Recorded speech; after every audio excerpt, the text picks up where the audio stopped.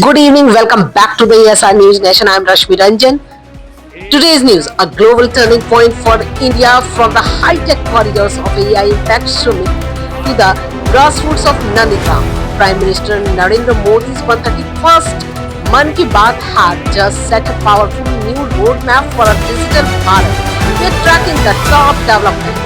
The Prime Minister today hailed the AI Impact Summit 2026 as a landmark event, highlighting the New Delhi Declaration.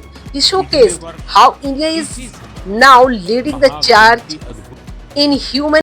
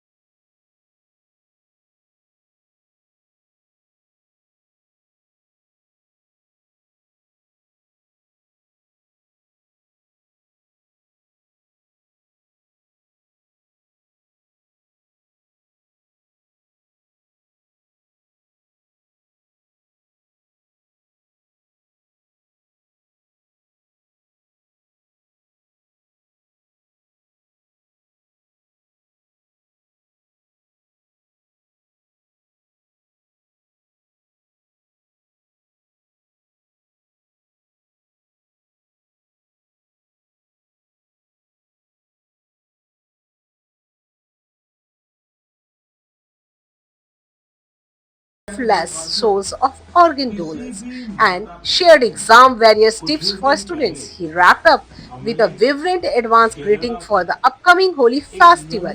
Technology, tradition and trust. That was the essence of today's Man Ki Baat. Jersey किसी और देश की होती 80 से अधिक देशों के प्रतिनिधि दिल्ली आए। दुनिया के करीब 20 देशों के राष्ट्राध्यक्ष भारत आए। लाखों लोग हिंदुस्तान के कोने कोने से दिल्ली में जुटे थे। दुनिया के विकासशील देशों में ऐसा सम्मेलन आज तक कभी नहीं हुआ। मैं जरा मेरठ के लोगों को पूछना चाहता हूं, ये जो एआई सम्मेलन हुआ, आपको गर्व हुआ कि नहीं हुआ? पूरी ताकत से बताइए, आपको गर्व हुआ कि नहीं हुआ? आपका माथा ऊंचा हुआ कि नहीं हुआ? आपका सीना चौड़ा हुआ कि नहीं हुआ? ये काम भारत के लिए हुआ कि नहीं हुआ है? भारत के युवाओं के लिए हुआ है कि नहीं हुआ है? भारत के भाग्य को बदलने के लिए हुआ है कि नहीं हुआ है? 21वीं सदी में लीडरशिप लेने के लिए हुआ है कि नहीं हुआ है? पूरा देश गर्व से भर गया।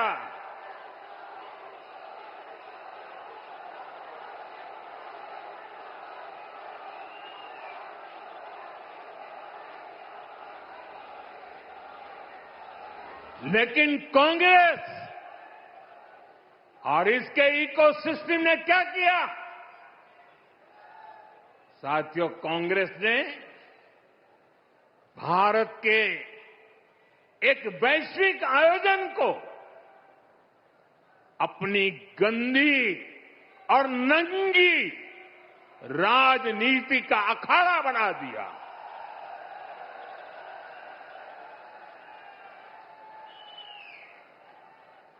समारोह स्थल ये विपक्ष करके आप कांग्रेस को बचा रहे हैं, और विपक्ष में जो और साथी बैठे हैं वो भी समझ गए हैं कि पाप कांग्रेस करती है और भुगतना उनको पड़ता है। और कांग्रेस की इकोसिस्टम हर बार बच के निकलने का एक खेल खेलती है कि पाप कांग्रेस करे, आलोचना कांग्रेस की हो, गुस्सा कांग्रेस पर हो, लेकिन मीडिया में कांग्रेस नहीं दिखती, विपक्ष शब्द दिखता है। क्यों भाई? क्यों कांग्रेस को बचा रहे हो? ऐसा करने से आप न कांग्रेस को बचा पाते हो, न कांग्रेस को सुधरने के लिए मजबूर करते हो।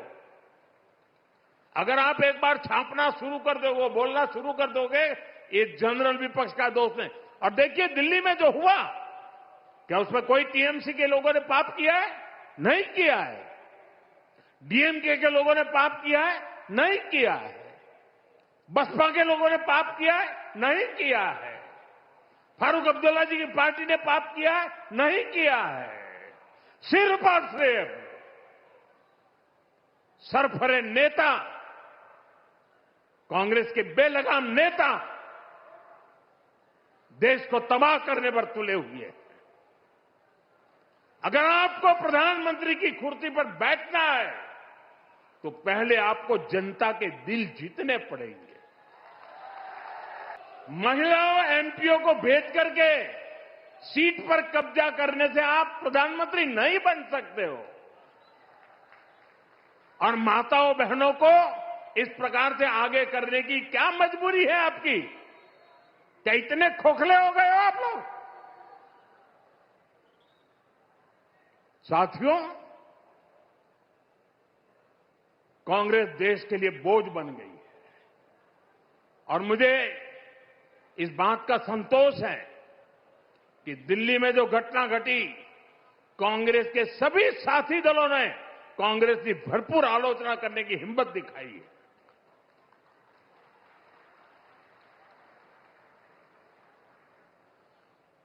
मैं विपक्ष के इन साथियों का सच्चाई के साथ और देश के गौरव के साथ खड़े रहकर रहने के लिए उनका मैं सार्वजनिक रूप से आभार व्यक्त करता हूं। For more updates, stay tuned. I'm Rashmi Ranjan. Good evening. Bye-bye.